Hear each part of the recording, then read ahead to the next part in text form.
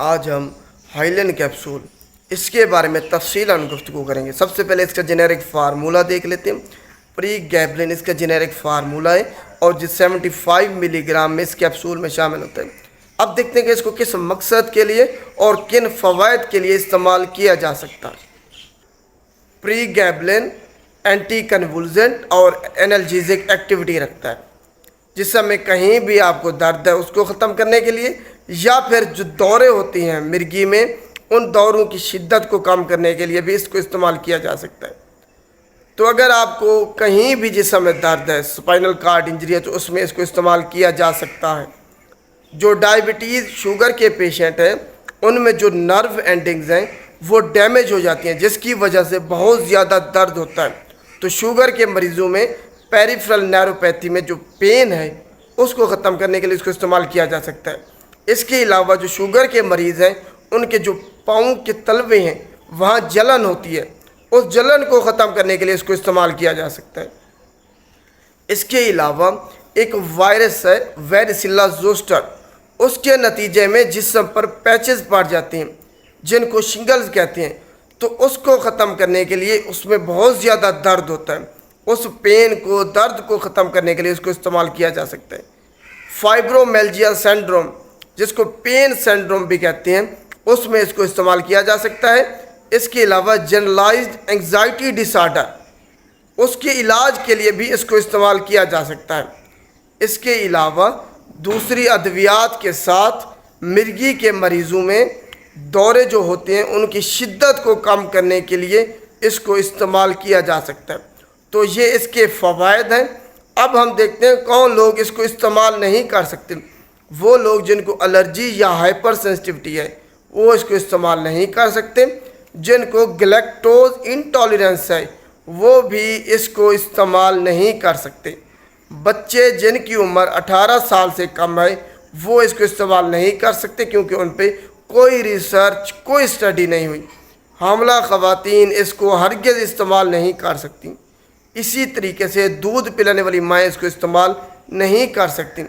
وہ لوگ جو ہیوی مشینیں چلاتے ہیں یا پھر ڈرائیونگ کے دوران اس کو ہرگز استعمال نہیں کیا جا سکتا۔ اب ہم ڈوز کے بارے میں بات کرتے ہیں، آخر اس کو کتنی مقدار میں اور کتنی مرتبہ ہم نے اور کیسے استعمال کرنا ہے۔ یہ آپ کھانے کے ساتھ یا خالی پیٹ دونوں صورتوں میں اس کو استعمال کر سکتے ہیں، اس کی ابزارپشن پہ کوئی فرق نہیں پڑتا۔ تو ہر بیماری کے لیے اس کی ڈوز مختلف ہے۔ سب سے پہلے آپ نے 150 ملی گرام سے ڈوز سٹارٹ کرنی ہے، پھر اس کے بعد آپ مینٹیننس ڈوز پہ آ جائیں گے، اس کی ڈوز کم کر سکتے ہیں۔ اور اس کو آپ نے یکدم اچانک سے بند نہیں کرنا، وگرنہ آپ کو ودڈرال سمٹم ظاہر ہوں گے۔ اچانک سے اس کو آپ نہیں چھوڑ سکتے کبھی بھی۔ یہ نہیں کہ آپ 1 مہینہ آپ نے استعمال کیا ہے کسی بیماری کے علاج کے لیے، تو آپ اس کے بعد آپ کو جب فائدہ ہو گیا تو آپ اس کو اچانک سے ہی اسی دن بھئی آپ استعمال نہیں کرنی، آپ اس کو چھوڑ دیں، ایسا ہرگز نہیں کر سکتے۔ جب آپ کا علاج ہو جائے تو اس کے کم از کم 1 ہفتہ تک آپ نے اس کی ڈوز آہستہ آہستہ کر کے پھر ختم کرنی ہے۔ فرض کریں آپ 150 ملی گرام لے رہے تھے تو اس کے بعد آپ نے پھر اس کی ڈوز 100 ملی گرام کر لینی ہے، پھر اس کے بعد 75 ملی گرام، پھر 50 ملی گرام، اسی طریقے سے کم کر کر کے اس کو اپنے جسم سے نکالنا ہے۔ اگر آپ اچانک سے چھوڑیں گے تو ودڈرال سمٹم ظاہر ہوں گے، جن میں آپ کو جھٹکے لگ سکتے ہیں، پسینہ بہت زیادہ آ سکتا ہے، وہم ہو سکتا ہے، چڑچڑاپن ہو سکتا ہے، ڈپریشن ہو سکتی ہے، آپ کو بے سکونی ہوگی، آپ ہر وقت الجھن کا شکار رہیں گے، کسی بھی کام پر آپ کا فوکس نہیں رہے گا، فلو سینڈروم ہو سکتا ہے، آپ کو نروسنس ہو سکتا ہے۔ تو یہ ودڈرال سمٹمز ہیں۔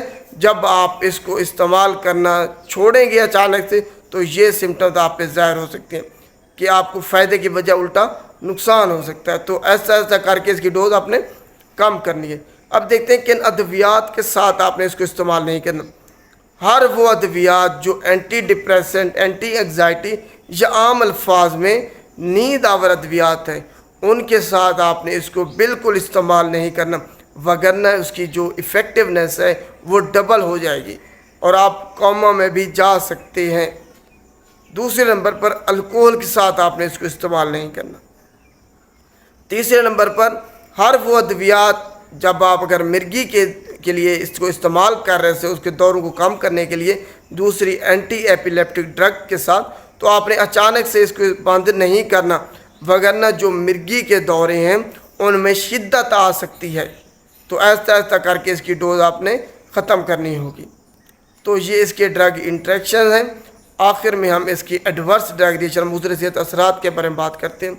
اس میں آپ کو چکر آ سکتے ہیں، بے چینی ہو سکتی ہے، کسی کام پہ آپ کا فوکس نہیں رہنا، اس کو استعمال کرنے کے بعد آپ کا وزن بڑھ سکتا ہے، کارڈیک اریسٹ ہو سکتے ہیں آپ کو۔ اس کے علاوہ ہائپوگلائسیمیا، شوگر آپ کی اچانک سے کم ہو سکتی ہے اس کو استعمال کرنے کے بعد۔ آپ کو وہم ہو سکتا ہے، ڈرونے خیالات آ سکتے ہیں، کسی بھی چیز پہ آپ کا دھیان نہیں رہنا، آپ کی بینائی متاثر ہو سکتی ہے، سننے کی صلاحیت متاثر ہو سکتی ہے، جو سیکس کی چاہت ہے وہ کم ہو سکتی ہے، آپ میں اریکٹائل ڈس فنکشن ہو سکتا ہے آپ کو اس کو استعمال کرنے کے بعد۔ یہ دیکھا گیا ہے مضر صحت اثرات میں۔ تو سارے مضر صحت اثرات جو ہیں وہ اس کو استعمال کرنے کے بعد آپ میں ظاہر ہو سکتے ہیں، تو آپ نے ان کو ذہن میں رکھنا ہے کہ یہ اثرات جب آپ پہ ظاہر ہوں تو اچانک سے اس کا استعمال بند نہیں کرنا، خود سے آپ نے کبھی بھی اس کو استعمال نہیں کرنا، ہمیشہ فزیشین کے مشورے سے، فارماسسٹ سے آپ نے اس کا مشورہ لازمی لینا ہے جب آپ نے اس کو استعمال کرنا ہے، اور چھوڑنے کا طریقہ بھی آپ کو فارماسسٹ بتائے گا اور کوئی نہیں بتائے گا۔ تو خیال کرنا ہے، یہ انتہائی ایک ڈینجرس ڈرگ ہے، یہ سمجھ لیں خطرناک ڈرگ ہے۔ اگر آپ نے خود سے اس کو استعمال کرنا شروع کر دیا، خود سے بند کر دیا، تو فوائد کی بجائے آپ کو الٹا نقصان ہو سکتا ہے اس کا۔ امید ہے آپ کو آج کا ٹاپک تفصیلاً سمجھ آ گیا۔ شکریہ۔